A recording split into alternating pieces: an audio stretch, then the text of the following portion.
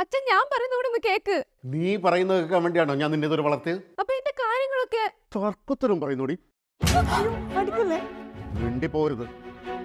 ചേട്ടാ, ഈ ബന്ധം നമുക്ക് വേണോ?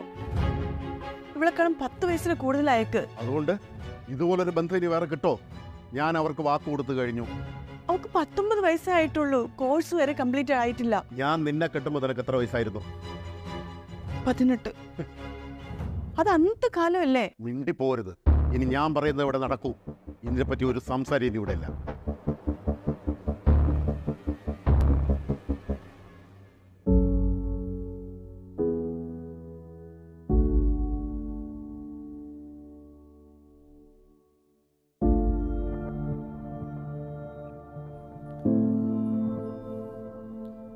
എന്തൊരു ഇരിപ്പാ മോളെ ഇത്. ഒന്ന് വല്ലതും കഴിക്കേ. എനിക്കൊന്നും വേണ്ട. അമ്മ ഒന്ന് പോവോ? ഞാൻ കുറച്ചു നേരം ഒന്ന് ഒറ്റയ്ക്കിരുന്നോട്ടെ.